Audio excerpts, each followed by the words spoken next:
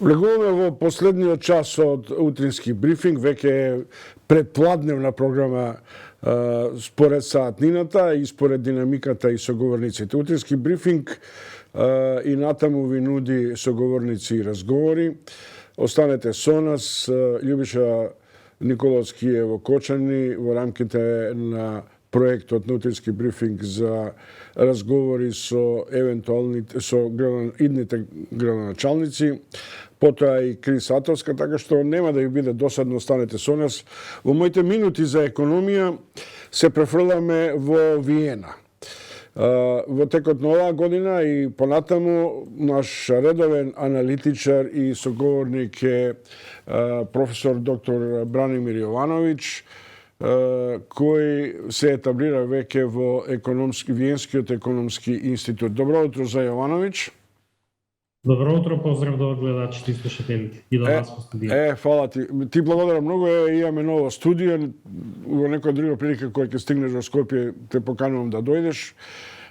Сега за тоа што сите помалку или повеќе не глочка, а тоа е каква е економската ситуација во светот.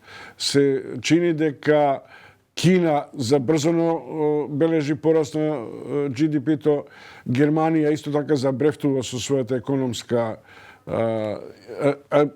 реобнова, да речем условно, после пост-ковид стагнацијата. Во кој правец во овој момент се движи европската и светската економија?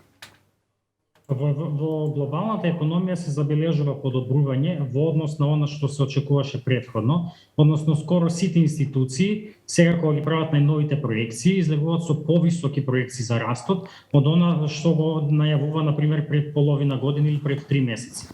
Најмногу тоа се должи на тоа што се должи на две причини. Прво е што се сваќаат економистите дека оние негативни очекувања, песимистички очекувања што ги има за пандемијата и за нејзините економски ефекти беа пренагласени, беа премногу песимистички, односно премногу некако негативно се гледаше, се сметаше дека пандемијата ќе донесе крај на светот. Карикирам, но суштината е таа. Втората причина е што владите во светот многу повеќе потрошија, односно обезбедија многу поголема финансиска поддршка на нивните економии од оно што порано го правеа и затоа економиите подобро се опоравуваат. Конкретно, на пример, на лидер во светот во однос на поддршката е Америка, американската економија, која што години наназад, децени наназад беше доста конзервативна по ова прашање, но со новиот претседател со Бајден трошат засилено и сега во моментов се носат во Конгресот и Сенатот се дискутираат нови пакети за поддршка на економијата и тие зголемени трошења од страна на државата прават економијата побрзо да се опоравува.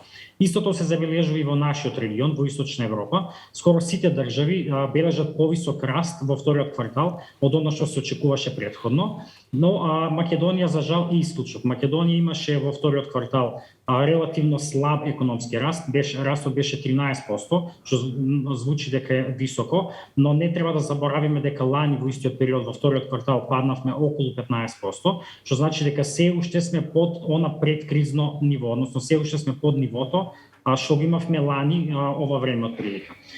И тоа значи дека економијата во Македонија малце поспоро се опоравува од она што се очекуваше и од она што од темпото што го имаат другите економии. И ние во моментов, нашиот институт во моментов ги спрема најновите проекции за следниот период, кои што ќе ги објавиме од прилика за 2 недели.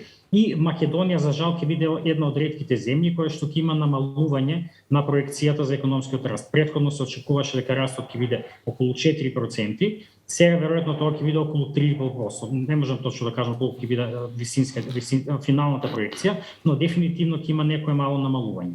Јовановиќ, само еден момент. Мислам дека ќе се вратиме на Македонија уште во еден турнус, но да се држиме на економските и финансиските текови во светот.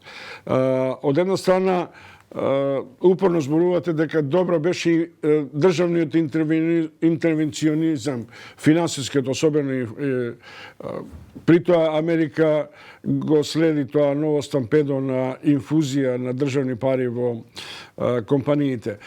Меѓутоа, сега почнуваат сомневања дали е возможно, токму заради ФЕИ и американците, а и заради интервенцијата на Европската централна банка, да се вплеткаме во така речена должничка криза. Нема такви, значи ако ја гледате светската економија и дебатите во глобалната економија, нема такви стравувања. Има некои, да кажеме, такви гласини кои што потекнуваат од, да кажем, десничарските кругови, особено вие про-трамповци во Америка. Тие се го наметнуваат тоа као прашање дека државата не смее да троши, дека долгот е превисок. Едно од главните прашања моментално во светската економија е ограничувањето на долгот на Америка. Знаете дека Америка има ограничување на долгот и тоа ограничување многу често го креваат, стално го креваат. И сега во моментов се дојдени во таа фаза кога го достигнуваат тој лимит на долгот и треба да го кренат нивото на долгот. И републиканците, посебно вие про-трамповци, во Конгресот и Сенатот таму прават скандали, прават драми, односно не сакаат да го кренат нивото на долгот, викаат дека земјата е презадолжена и слично. Но ако ги гледате макроекономистите, сите, да кажам, мејнстрим главни макроекономисти, нема такви дилеми. Сите макроекономисти денеска се согласуваат дека долгот во моментов не е проблем. Државите мора да трошат за да се излезе од оваа криза. Тоа трошење ќе биде на сметка на повисок јавен долг, но тој јавен долг сам ќе се исплати во годините што следуваат преку повисокиот економски раст. Многу едноставно, ако GDP расте повеќе од колку што е дефицитот на владата, долгот ќе се намалува. Ако Америка на пример има раст на GDP од 6%, има дефицит од 5%, долгот ќе се намалува, слично и во Македонија. Така што поентата сега да се задолжите и тие пари да ги вложите во продуктивни цели, за да економијата расте во годините што следуваат, и на тој начин долгот самиот ќе се исплати. Така што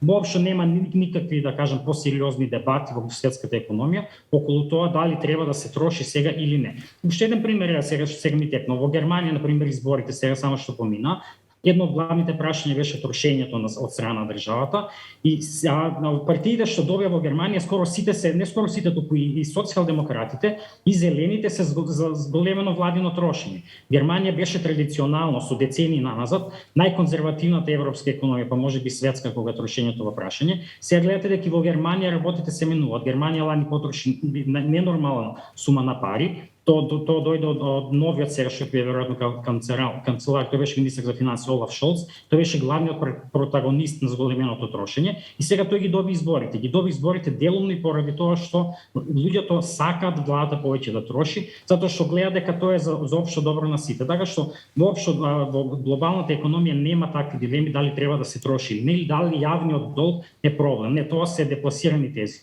Добро, не е логично да следува прашање за стравувањето од инфлацијата, ако вие мислите дека задолжувањата е стимулативно за оправување на светската па и на македонската економија. Но има уште еден аспект. Можеме да ја прокоментираме инфлацијата, значи инфлацијата што ја гледаме сега, како прво не е последица, делумно можеби последица во Америка на зголемените трошења од страна на владата, но во Македонија не е последица на тоа. Во Македонија е последица на повисоките цени на нафта и храна делумно на светските берзи, што пак е последица на тоа што лани имавме многу ниски цени и на тоа што ОПЕК заедно со Русија се договорија да ограничат производството за да се покрене малку цената. Така што тука владините трошења никако не влијаат. Ако државата каже помалку ќе трошим или ако монетарната политика, ако централната банка ја покачи каматната стапка, нема да ја намалат инфлацијата, само ќе направат економска штета. Затоа што цената на нафтата нема да се намали затоа што Македонската народна банка ќе ја покачи каматата, не. Тоа се глобални фактори и тие креираат малку повисока инфлација, така што ние на тоа немаме влијание и затоа не треба да реагираме.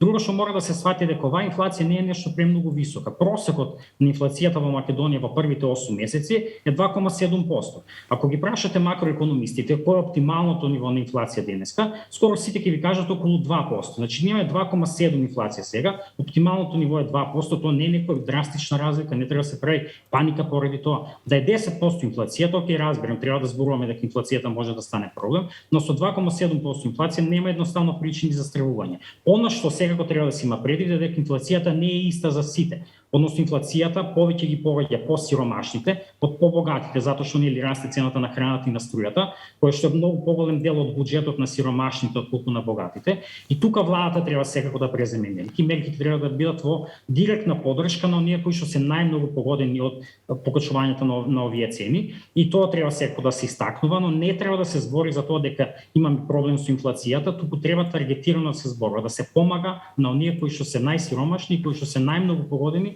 од овие парцијални покачувања на цената. Бранимир Јовановиќ, дали постои реална опасност, тоа и го спомнавте, растат цените и на светските берзи, на суровините, особено нафтата, што е по-најважно, растат цените и на металите, од една страна кај нас е тоа добро, околу никелот, бакарот, меѓутоа, од друга страна, репродукционите материјали од типот на челик и така натаму, и овие градежни материјали и на светските берзи растат и дома. Дали постои опасност да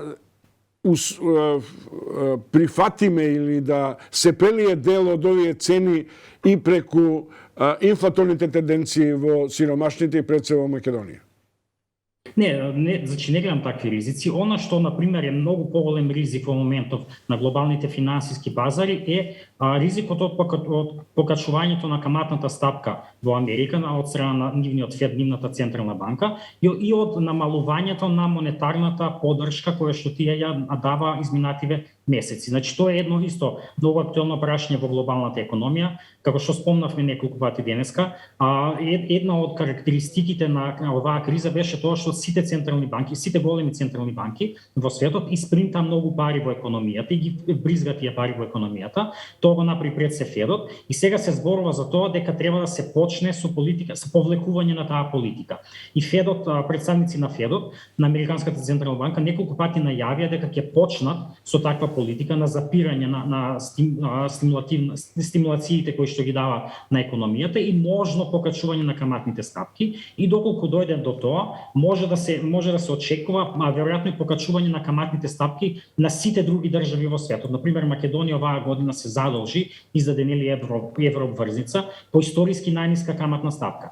Многу веројатно е дека следната еврообврзница која што ќе издадеме ќе биде со повисока стапка, затоа што каматата во Америка ќе се покачи, може да се покачи, и соодветно на тоа ќе се покачи за сите други држави. Така што тоа е еден ризик кој што постои на глобалните финансиски пазари, дека да кажеме запирањето на оваа стимулативна монетарна политика во Америка ќе направи одреден шок на глобалните финансиски пазари, односно ќе има помалку пари на пазарите и затоа задолжувањето за нас, за нашите земји ќе биде повисоко. Тоа е еден поголем ризик, но не верувам дека тоа ќе биде дека ќе се случи тоа нешто драстично на некој драстичен начин, затоа што и луѓето во Американската централна банка се свесни, имаат примери од минатото, дека ако нагло го направат тоа, ќе дојде до голема финансиска криза глобална. Тако нешто се случи например во 70-тите и 80-тите години, кога всушност Југославија навлезе во голема, да кажеме, криза. Ако го направат тоа многу нагло, ќе дојде пак до глобална финансиска криза и затоа нема да го направат тоа нагло, него ќе прават тоа многу постепено. Така што тоа е некој тип оценка. Се извинувам. На почетокот бевте децени дека Македонија заостанува во реобновата или стабилизација на економските текови, иако овдешнева јавност го искористи порастот на GDP-то од 13%, што е ниско споредбено во однос на 2020 година. Сега е на сцена еден пакет на размислување на Министерството за финансии и на Бесими околу пакетот за стабилизација на финансиските и економските текови во наредните 4 години, 2022-2026. И тамо се предвидува пораст да стигне до 5%. Дали е тоа доволно за да може да очекуваме едно позабрзано заздравување на македонските економски текови? Значи, ако не имаме раст на економијата од 5% во период од неколку години, тоа ќе биде супер. Ние никогаш по историјата не сме имали период од 3-4 години кога GDP растал 5%. Имаше една година, мислам, или 2 години, 2006-2007, последната година на СДСМ и првата на Груевски, кога беше околу 5%, но после тоа падна. Така што ако не имаме 4-5 години раст од 5% на GDP, тоа ќе биде добро. Но ја не гледам како би дошло до тоа, затоа што за да има такво нешто, потребни се две работи. Прво е зголемена улога на државата во економијата, но со зголемено вложување од страна на државата, пред се во зелен економски раст, обновлива енергија и слично. Не видовме ништо такво. Слушнавме еден план пред некој месец го објави премиерот Заев за интервентен инвестициски план или како и да се викаше, но тоа не се државни инвестиции, тоа е практично распродавање на државата. Ќе дадете, не знам, ваши реки полиња на приватни фирми кои што можеби се поврзани со власта, да граат, не знам, соларни или хидроцентрали. неутрални. Тоа не се државни инвестиции. Значи на тоа поле не гледаме ништо. Второто што е потребно се структурни реформи во економијата. Пред се, не знам, потикнување на иновации, подобрување на образование и други такви работи. Повторно не гледаме ништо околу тоа. Кажете ми една мерка што ја видовме, или барем најава изминативе месеци, дека се спрема некоја структурна промена, структурна реформа во економијата. Единствената реформа што ја слушам изминативе година дена е образовната реформа, но и таа е некако на пола уста, некако. Министерката за образование форсира таа реформа, другите од владата се чини дека почат. Ни гледаме практично една таква ситуација која имаме два пилота, едниот тегли лево, другиот тегли десно. И затоа реформата всушност така некако поминува. А луѓето толку имаат критика кон неа, така што ја не гледам што би го довело, што би донело до таков раст од 5%. Добро, благодарам. Тоа беше експресно со анализа на светските и на потенцијалите на опоравување на македонската економија. Нашиот економист во Виенскиот институт за економија Бранимир Јовановиќ. Бранимир, ви благодарам. Се гледаме наскоро со некои нови анализи и сознанија.